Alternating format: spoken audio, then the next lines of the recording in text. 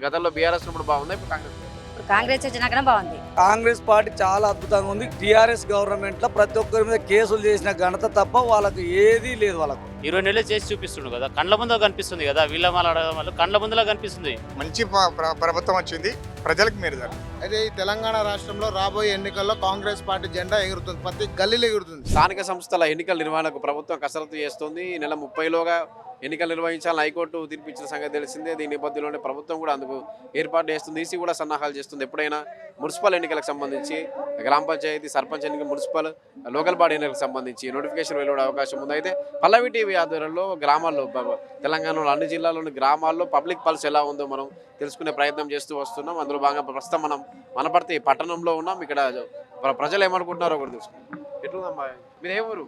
అదే ఊరు ఇదే మనపర్తేనా? కనపడుతుంది. మరి మున్సిపాలిటీ ఎన్ని రోజులకి మున్సిపాలిటీ ఎట్లున్నాయి పనులు? అప్పుడు ఎట్లా ఇప్పుడు మంచిగా ఉంది సార్. ఇప్పుడు మున్సిపల్ ఎన్నికల నోటిఫికేషన్ వస్తా తొందరలోనే. మున్సిపల్ ఎలక్షన్స్ మీరు అంటే ఏ పార్టీ గతంలో బీఆర్ఎస్ ఉన్నప్పుడు బాగుందా ఇప్పుడు కాంగ్రెస్? ఇప్పుడు కాంగ్రెస్ వచ్చినాకనే బాగుంది. అన్నిటికీ అన్ని మంచిగా ఉంది. ఇందిరామ్మ ఇండ్లు, కళ్యాణ లక్ష్మి వచ్చిందా మీకు? అన్నిటికీ మంచిగా ఉంది. మరి అప్పుడు ఎట్లుండే? అప్పుడు 10 ఏళ్ళు ఉండే కదా. అప్పుడు జీవితంగా ఇందిరామ్మ ఉన్నప్పుడు కట్టిన ఇండ్లు ఉండే. ఇంకా ఆ ఇండ్ల తర్వాత ఇప్పుడు వచ్చింది మళ్ళా. డబుల్ బెడ్రూమ్ రాలే మీకు? నాకు రాలే సార్, రాలే. ఇప్పుడు రేషన్ కార్డు వచ్చింది. రేషన్ కార్డు రేషన్ కార్డు వచ్చింది. ఇప్పుడు కళ్యాణ లక్ష్మి కూడా వచ్చింది. నా బిడ్డ పెళ్లి చేసిన కళ్యాణ లక్ష్మి వచ్చింది. బీఆర్ఎస్ వచ్చి కాంగ్రెస్ మంచిగా అనిపిస్తుంది. కాంగ్రెస్ మంచిగా అనిపిస్తుంది. మాకు యూరియా అయితే దొరకలేదండి. మాకు చాలా ప్రాబ్లం అవుతుంది. యూరియా సమస్య చాలా కష్టం ఉంది రైతులం. మాకు మంచిగానే కాంగ్రెస్ పరిపాలన బాగానే ఉంది, కానీ యూరియా కాడ మటుకు మమ్మల్ని కాడ కూడా కొడుతున్నాడు. టీఆర్ఎస్ ఉన్నప్పుడు యూరియా మసగా దొరుకుతున్నది, ఇప్పుడు మటుకు దొరకలేదు. చాలా ఇబ్బంది పెడుతుంది. ఇప్పుడు ధర్నా చేస్తున్నాం గోపాల్పేటలో. ఇప్పుడు చేస్తున్నాం, ధర్నా నడుస్తుంది, బస్సులు ఆపాము, కానీ పోలీసు వాళ్ళు దొబ్బుతున్నారు ఆడికి. మామూలు చాలా కష్టం ఉంది. యూరియా మటుకు మాకు ఒకటి పెట్టండి అబ్బా, మాకు అదే సంతోషం.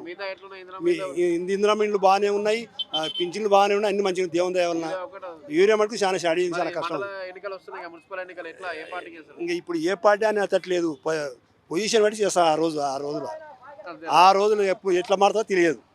అది మాకు మనకు యూరియా కావాలండి, ఇంకా అంతే సంగతులు. మాది పెబ్బేరు మండలం, రంగాపురం. నా పేరు చిరంజీవి. కాంగ్రెస్ పాలన చాలా అద్భుతంగా ఉంది.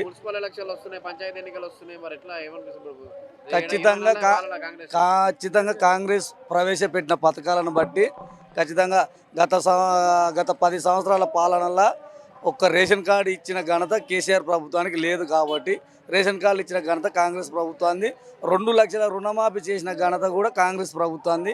ఈరోజు ప్రజలు స్వేచ్ఛగా తిరుగుతున్నారంటే కాంగ్రెస్ ప్రభుత్వం, ఇందిరమ్మ పాలన, రేవంత్ రెడ్డి ప్రభుత్వం వల్లనే ఈరోజు కాంగ్రెస్ ప్రభుత్వం మంచి పనులు చేస్తుంది. కాబట్టి రేపు మున్సిపల్ ఎలక్షన్లో కానీ, పంచాయతీ ఎన్నికల్లో కానీ, మండల పరిషత్ ఎంపీటీసీ కానీ, జెడ్పీటీసీ ఎన్నికల్లో ఖచ్చితంగా కాంగ్రెస్ పార్టీ గెలుస్తుంది. ఖచ్చితంగా మెజార్టీ ఇస్తారు. ప్రజలు మాత్రం కాంగ్రెస్ వైపే చూస్తున్నారని మేము అనుకుంటున్నాం. ఈరే కొరత అప్పట్లో కూడా ఈరే కొరత ఉన్నది. అప్పుడు కూడా చెప్పులు లైన్లోనే పెట్టినారు, అప్పుడు కూడా మనుషులు లైన్లోనే ఉన్నారు. ఇంకా అది ఉండే తీరులో ఉంది. ఇప్పుడు ఎమ్మెల్యే కూడా చొరవ తీసుకొని ప్రతి గ్రామానికి, నేనే మా గ్రామానికి ఒక 300 బస్తాలు పంపించడం జరిగింది. మేము అడిగినందుకు.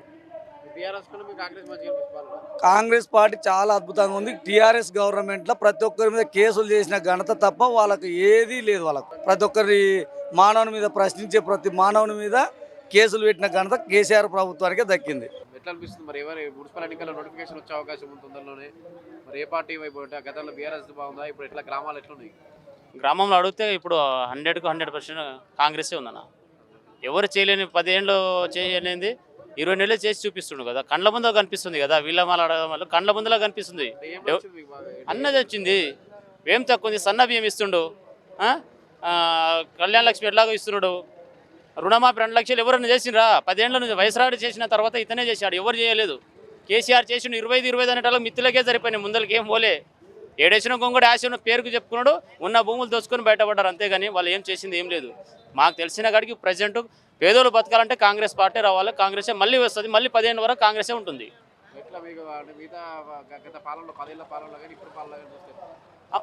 గత పాలన ఏం జరగలేదు, ఇప్పుడు జరిగింది అంటున్నాం మేము. గత పాలన 10 ఏళ్ళు చూసాము కదా అందరం, ఏం చేసిండు? ఊర్లో పొంటి ఒక్క ఇండ్లన్నా ఇచ్చిండు. ఇప్పుడు ప్రతి ఇల్లు పోతే ఇందిరమ్మ ఇల్లు ఎట్లా కలకల ఇల్లు వస్తున్నాయి కదా, మాకు వస్తున్నాయి. కట్టుకునే ఫస్ట్ నుంచి బేస్మెంట్ నుంచే ఇస్తున్నారు. 5 లక్షల రూపాయలు ఫస్ట్ విడత ఎట్లా పని చేస్తుందో అట్లా పైసలు ఇస్తున్నారు కదా. మొత్తం మున్సిపల్ కానీ వీరు కాంగ్రెస్ వైపు ఎక్కువ 100% కాంగ్రెసే గెలుస్తుంది. మళ్ళీ 10 ఏళ్ళు కూడా కాంగ్రెసే సీఎం రేవంత్ రెడ్డి అవుతాడు. మేము శ్రీనివాసపురం నుంచి వచ్చామన్నా. వనపర్తి సిటీ వనపర్తి సిటీ ఎనిమిదో వాడ. నోటిఫికేషన్ వచ్చే అవకాశం ఉంది మరి ఎట్లుంది ఇక్కడ వనపర్తిలో? వనపర్తిలో ఇప్పటికాడికి సార్కు చాలా మద్దతు బాగుంది సార్. సార్ కూడా పనులు మంచిగా చేస్తున్నాడు. Megha Reddy sir MLA sir MLA sir పనులు మాత్రం పక్కా చేస్తున్నారు. ప్రజలు మొత్తం ఆయనకు చాలా సింపతి చూపుతున్నారు. ఆయన మళ్ళా గెలిచే అవకాశం కూడా ఆయనకే వస్తుంది. వార్డులు ఉండొచ్చు మొత్తం.